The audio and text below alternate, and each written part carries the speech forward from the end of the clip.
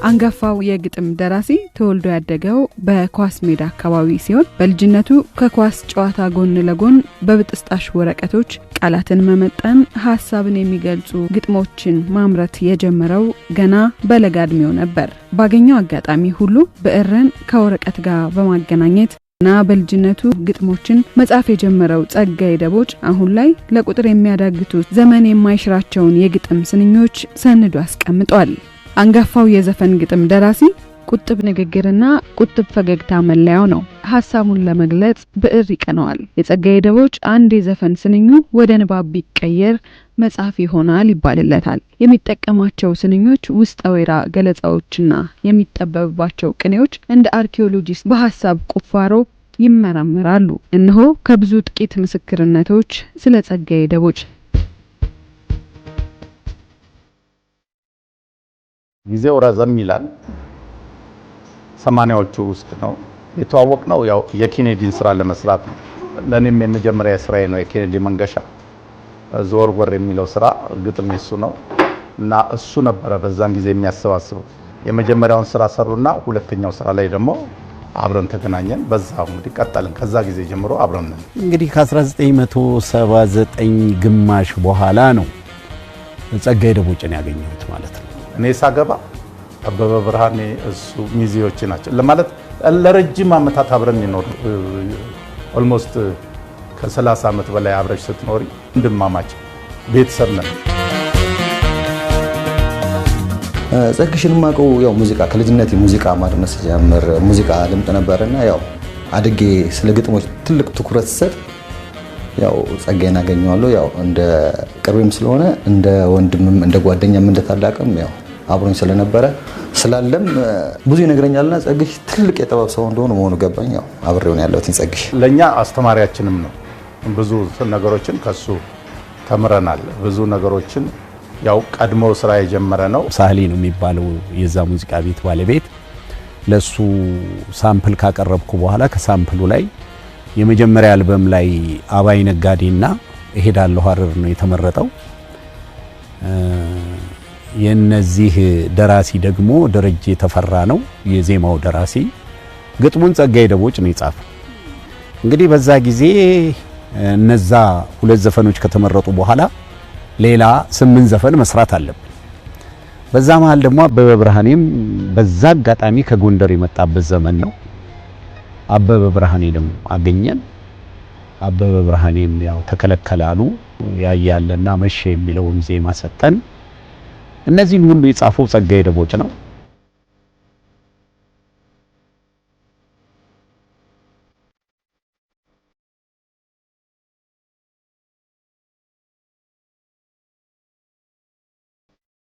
አንዳንድ ዜመኞቹና ገጣሚያን የምንለያይበት ፖይንት አለ።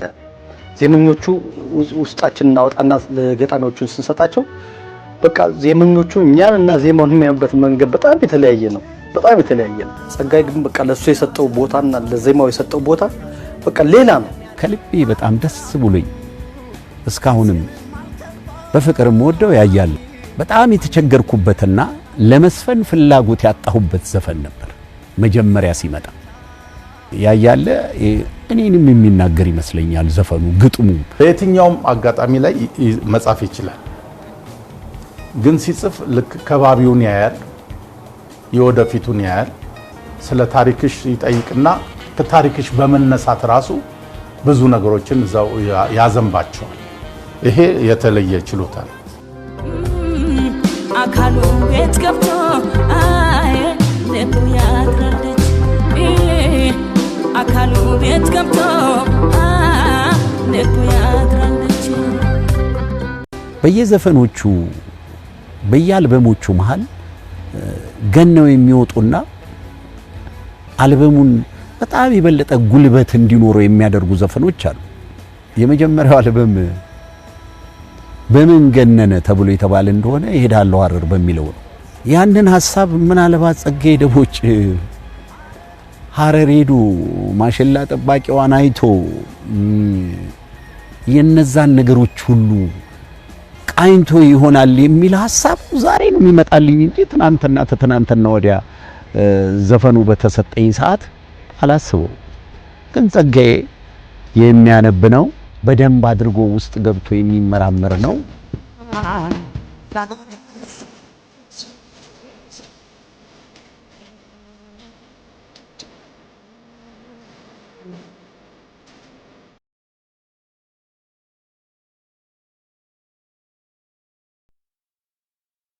እና ሰዎችን መለስ ብለን የምናስታውስባቸው አያሌ ስራዎችን ከአእምሮ ጨምቆ አስቀምጦልናል። ከ1400 በላይ ድንቅ የዘፈን ግጥም ስራዎችን ያበረከተልን ታላቁ ገጣሚ የሙዚቃ ግጥም ሊቅ ጸጋዬ ደቦጭ በተለይ በ1980ዎቹና 90ዎቹ በተወዳጅ ሙዚቃዎች የታወቀ ሲሆን ለበርካታ ታዋቂ ዘፋኞች ግጥምና ዜማ በመድረስ በኢትዮጵያ ሙዚቃ ኢንዱስትሪ ውስጥ ትልቅ አስተዋጽኦ አበርክቷል። ለምሳሌ አንድን መጽሐፍ በ12 መስመር በ12 ስንኞች መግለጽ ማለት ነው እና እነዚህ ነገሮች ያው ትንሽ ለዘፈን መብቃት ወይ ደግሞ መፈጠር ያስፈልጋል። በቃ በውስጡ በስሎ የተፈጠረ ነው ማለት ይችላሉ። በዚህ ላይ ደግሞ ቅኔያዊ ንግግሮች የጋይ ጽግሽ የሚለየው መሰለሽ ይሄ ቃላት አሁን ለምሳሌ ቃላት አጠሩኝ ይላል ሰው አይደል? ቃላት አያጥሩም ካሉ ቃላት ግን አንቺ ያሰብሽውን ሐሳብ የምትገልጽበት ቃላቶቹ ላይ መድረስ ጉልበት ነው የሚያስፈልግ። ጋይ ጽግሽ ደግሞ እነዛ ላይ ኢዚ ነው የሚደርስበት።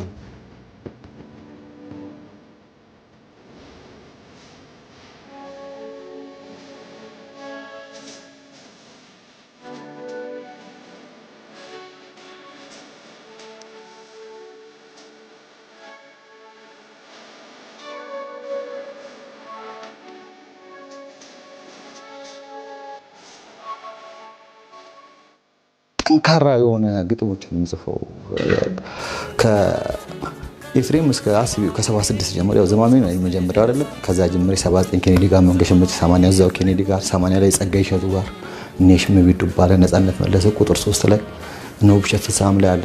በዜማም እኮ ጎበዝ ነው ጸጋዬ ታውቂያለሽ።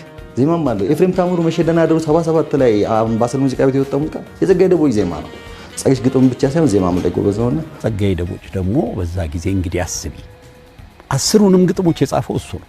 የመጀመሪያውን አለ 2 ዜማዎች ደግሞ ሰጥቶኛል እዛው ላይ ገለል በይና እስቲ ያልምዱኝ የሚለውን ዜማ ከነግጥም ነው የሰጠኝ። እነዛ ስራዎች አሁን 38 ዓመት ሆናቸው አልበሙ ከወጣ ዛሬም እየሰራሁባቸው ነው ያለሁት እንዳቀሜ እና የጸጋዬ ደቦጭ ዕውቀት ሀቅ ለመናገር ከሆነ ጸጋዬ ደቦጭ ጥሩ ጸሐፊ ነው። ሁሉም ነገር ላይ በሳል ነገር ሰማለሁ። በሳል ነገሮችን ሰማለሁ። የአራተኛው ጣትሽ ቀለበት ማዲንጎ ላይ አሁን እንደሱ አይነት አገላለጽ በጣም ከባድ ነው። ዞሮ አይመጣ የለም የሚላት አባባል አለች እና በአንድ ወቅት ቴዲ አፍሮ ይሄ ፍልስፍና ነው ብሎታል። በጣም የሚደንቅ አባባሎች አሉ። እነዚህ ምንሽ እንደዚህ አይነት በመቶዎች የሚቆጠሩ ከዛ ውስጥ ማውጣት ትችያለሽ። ለምሳሌ አንድ ሰው ሁለት ነገር ብቻ ከአንድ ዘፈን ውስጥ 2 ስንኙ አምሮለት ዋው ይባላል። ጸግሽ ግን ከላይ እስከ ታች ሙሉ በስራው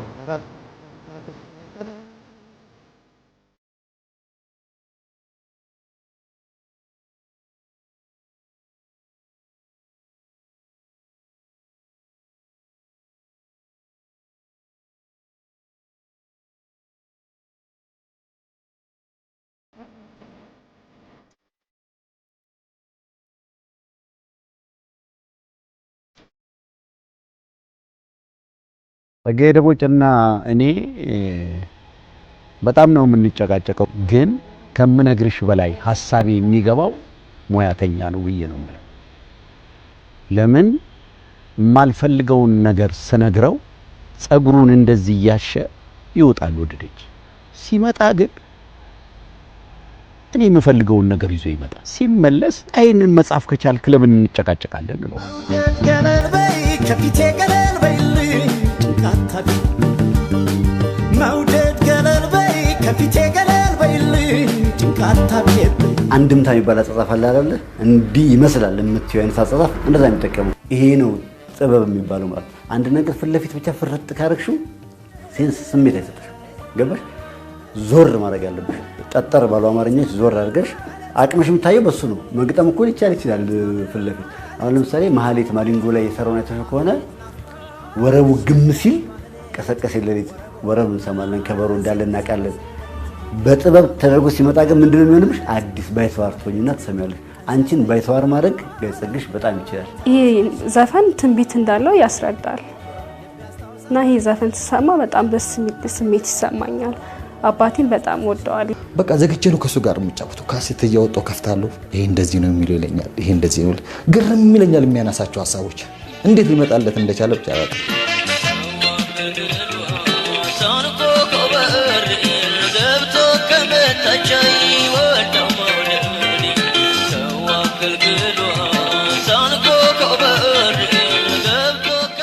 በሁለተኛው አልበም ላይ ለሰርጓ ተጠራው የሚል አርዕስት መጣ እዚህ ጋር ነበረ በቃ ትልቁ ጦርነት የተነሳ ለሰርጓ ተጠራው ብዙ ሰው ታሪኬን ይላል እርግጥ የብዙ ታሪክሽ ባይሆን እንኳን ታሪክሽ ነው ሰፈር ለምሳሌ ህመሙን ታውቂዋለሽ ይመርቃታል እኮ ሌላ እምላትም የለኝ ትዳሯን ያሙቀው እምላትም የለኝ በጣም በጥልቅ ህመም ውስጥ ክፉን አይመኝም አይሻራ ተጻፍ አንቺ ሌላ ግብተሽብኛል ለሰርጌ ጥፋተኛ እንዳልሆነች ያውቃል ምክንያቱም እሱ የለውም ብሎ ቀምተው ይዳሯት ተተሽኝ ሄድሽ አይደለማ ይዘቱ በጉልበት የተቀማጭ እሱን የምትወድ ተሰያለሽ እኮ ራሱ ብላክ ኤንድ ዋይት ክሊፕ ተሰራሽ ባይምሮሽ ከርቀት ሲያያት እንቦ ሲመጣ እሷም ታየዋለች ግን ሄዶ ማየት አይችልም ይታወቃል እዛ ቦታ ላይ ባሏ ነው ማያውቀው ማን እንደሆነ ያንቺ የነበረን ሰው ባይተዋር ሆነሽ ስትመለከቺ ፔኑን ወዲያው ግርሽን ጫሞስ ከተሽ በዛ ገጽ ባይ እንድታስቢ ማረጋግም አደገኛ ነው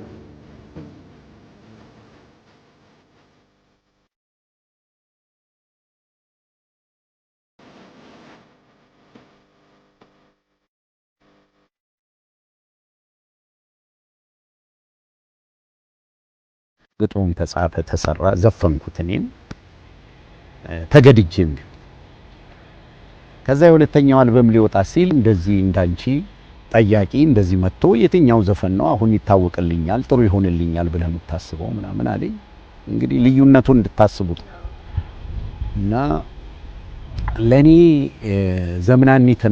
ዘመናኒት ደግሞ ያበበ መለሰ ዜማና የይልማ ገብረአብ ግጥሞች ናቸው ለኔ ዘመናኒትና ዶሴ ይውጣው ጥሩ ይሆንልኛል አልኩ ከዛ በኋላ ዘፈን ወጣ ሰርጓ ተጠራው የጠላሁት ማለት ነው የጠላሁት ስራ በቃ ለዘፈኑ መነሳት ምክንያት ሆነ አልጠራሁትም ዘፈኑን እኮ ስለዚህ ጸጋዬ ደቦጭም የጻፈበት አጻጻፍ ያንን ግጥም የጻፈበት አጻጻፍ በቃ ህብረተሰቡ ያለበት የሚያስበው ውስጡ የሚያሰላስለውን ነገር በተፈጥሮ የሚያየውን ነገር ነው የጻፈው ብዬ ነው አሁን ለምሳሌ የሰርግሽ ዕለት ላይ ብትመጪ የዘርዝራ ዘርቷ ከዘሪቅ የሚለው ሳትወድ ከኔ ለየዋት ምርጫዋን ተጭነው ማተብዬ ለምጣ ባስብ ለጠይቅሽ አብራደ ጎዳጄ ብል ይከፋል ባልሽ ማንንም እኮ እንዴት አርግሽ ታመጫዋለሽ እንዴት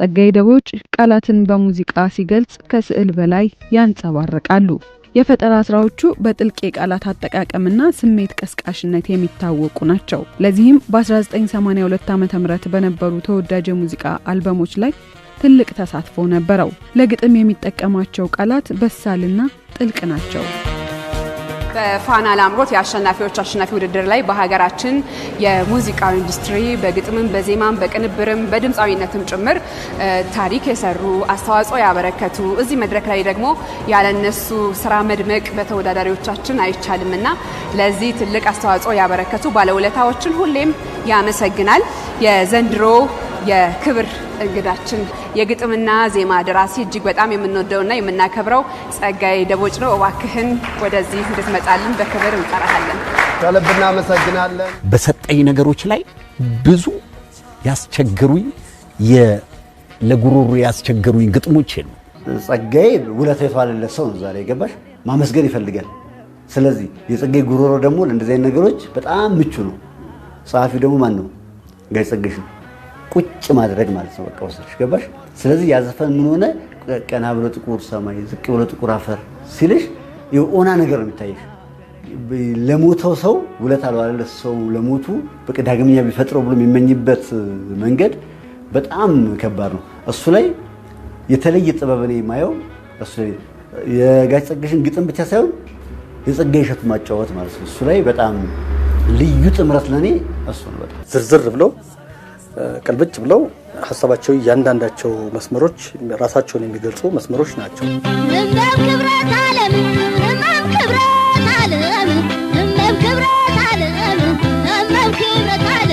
አሁን ጋሽ ጸጋዬ ለምሳሌ ለአሰፉ ደባልቄ እነ ሽመቤትን እነ ኬኔዲን እነ ጸጋዬ እሸቱን ምናምን ስታስቢ ለማን እንደሚሰራ ምን እንደሚሰራ ማን እንደሚያወጣለት ጥንቅቅ አድርጎ የሚያውቅ ቤስት ሰው ነው። በጣም እሱን ደግሞ በስራው ላይ ያየነው ምንም እሱ እንዲነግረን አንጠብቅም፣ እኛ ራሳችን አይተናል እና ያውቃል።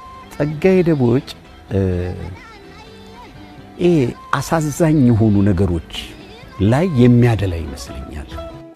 እና ወይ ኑሮ እና ወይ ነገር እንዲያሉ ማሰብ አይቀር።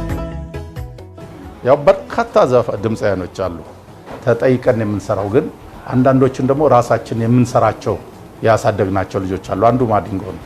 ነፍሱን ይማረው። ማዲንጎንም ማህሌትን የሚያክል ትልቅ ግጥም የጻፈ ሙያተኛ ነው፣ በትንሹ ማለት ነው። እነ ኤፍሬም ታምሩ ላይ ሁሉ ዜማ የሚሰጠ ግጥም የጻፈ ነው። ብዙ እነ ሽመቤት ዱባለ፣ እነ ብርቱካን ዱባለ፣ ኬኔዲ መንገሻ ማት ናቸው። ጸጋዬ ደቦጭ የጻፋቸው ጽሁፎች ብስልና እውነት የሆኑ ናቸው። ስወድላት ፍቅር መስጠት ስወድላት ሸለምኳት ልቤን ስወድላት በሰጠኝ ልቦ። ጸግሽ ያው ኮስተር ያለ ነው፣ ስራው ላይ ጥንቁቅ ነው እና ያው ደግሞ ለዘፈንም የተፈጠረ ነው ማለት እንደዚህ ለድርሰት ማለት ነው። ጸጋዬ በስራ ላይ ስታዩ ጠንካራ ነው። በኃይል ጸግዬ ምንም በቃ ጋር ምትዩን የሚሰማ በቃ ትልቅ ሆኖ ታናሽ ሲናገረው እንደ ታናሽ የሚታዘዝ መካሪ በጣም ነው ግርም የሚለኝ እኮ ጸግሽ። በቃ እንዴት ብዬ ልንገርሽ፣ ተናገር ያልጨረሰም በቃ ሰው እንዲንከባከበው ይፈልጋል። ያው ካለዚያ ግን በቃ ሊቋረጥ ይችላል ግንኙነትሽ። እንዲንከባከበው ስልሽ ለምሳሌ ሰርቶ ሪስፔክት ይፈልጋል፣ ክብር ይፈልጋል። ክብር የሌለው ቤት ዛሬ የፈለገውን ብር የፈለገውን ነገር ብትከምሪለት ጥሎ ነው ወጥቶ የሚሄድ። መብቱን ለማስከበር ቀጥታ የፈለገውን ነገር ቢሆን ይፋለማል። እና እነዚህ ነገሮች ወዴት ይወስዱታል መሰለሽ? አንዳንድ ጊዜ ባለመተዎች ምክንያት ባለምን ሰው እያገለለው ይመጣል። እንደነዚህ አይነት ነገሮች ነው ማየት የማትበላ ተይዛ በጅራ ልቤን አተነባችው አልማዝ ቦቴራ ቦጫ ጉዳ ፈላ ፍቅር ጉዳ ፈላ አፈላ ማንም ታልኝ መላ መላ። አሁን ጸጋዬ ባለበት ሁኔታ ባይሆን ብዙ ትውልድ ያፈራልን ነበር ብዬ አስባለሁ። ስለዚህ ጸጋዬ በጣም ረቀቅ ያለ ልዩ የሆነ ያጻጻፍ ባህሪ ያለው ከሌላው ሰው ጋራ የማይዛመድ የራሱ የሆነ የግጥም አፈጣጠር አቅም ነበረው አለው። አሁንም ሙያዬ ብቻ ብለው የኖሩ ሰዎች በብዛት ተጎድተዋል። ከዛ ውስጥ አንዱ ጸጋዬ ነው። ተጓዳኝ ነገር ያስፈልገዋል እንጂ ይሄ ሙያ ለስሜትሽ የምትሰሪው ነው እንጂ በዚህ ህይወት የምትመሰርችበት ሙያ አይደለም። ህይወቴን በዚህ መሰርታለሁ ምን ካልሽ ሁልጊዜ የምትቀበሪው ተለምኖ ነው። ኢትዮጵያ ላይ ይሄ የተለመደ ነገር ነው። ምክንያቱም ራይትሽ በብዙ ቦታዎች ላይ ይሰረቃል፣ መብትሽ ማለት ነው። እና ያን ሁሉ ተከታትለሽ ደግሞ ማሸነፍ አትችይም፣ ወይንም ያን ሁሉ ተከታትለሽ ከሰሽ ምን ማለት አትችይም። ስለዚህ ሙያው እንደ ሙያ ለስሜትሽ የምትሰሪው ነው። ጸግሽ አሁን ተጎድቷል። ሪከቨር ሊያደርግ ይችላል ብዬ አምን የነበረው በምን መሰለሽ? ሮያሊቲ ፊ የሚሉት አለ። እሱ ሲመጣ ነው። አሁን ያ ሮያሊቲ ፊ ግን አሁን በምናስበው ደረጃ አይደለም። ለምን ሺህ በላይ ምናምን ስራዎች ስላሉት ሮያሊቲ ፊ ቢኖረው እንደ ውጭ ሀገር ኩርት ብሎ ይኖራል። መጦሪያሽ ይሆናል እነዛ ስራዎችሽ ማለት ነው። ግን እሱ ስለሌለ ያው ትንሽ ጉዳት ይኖረዋል ብዬ አስባለሁ።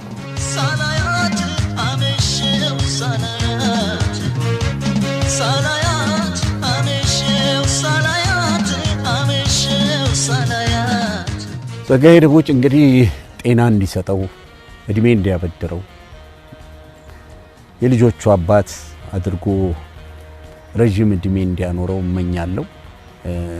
በስራውም ደግሞ እግዚአብሔር አበርትቶት ራሱን ተቆጣጥሮ ራሱን ጠብቆ ለሌላ ትውልድም እንዲተርፍ እመኛለሁ። በጣም እኔ ለጸጋዬ የምመኘው በመጀመሪያ እድሜና ጤና፣ እውነቴን ነው እንዴ ምን ይኖርልን፣ ሁሌ ይኖርልን ጸጋዬ።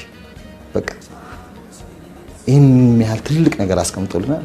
ጸጋዬን ያው እንደወደድ ነው እንደዚህ ብቻ ያው ሰው ይኖርልን፣ በቃ በጤና ይኖርልን ነው። ሌላ ሙሉ ጤናውን የምመኘው በቃ ትልቅ ሰው አክባሪ፣ እኔ ደግሞ ከምን በላይ ነው ከቃል በላይ ነው። ብቻ ወደዋለሁ አባ ኑርልኝ እስከ ዘላለም። እኔ የሰራልኝ ብዙ ነገር ነው አባቴ። ኑርልኝ ክበርልኝ አባ። አንደኛው ትልቁ ጸጋዬ ደቦጭ ትልቅ ክብርና ምስጋና ይገባዋል።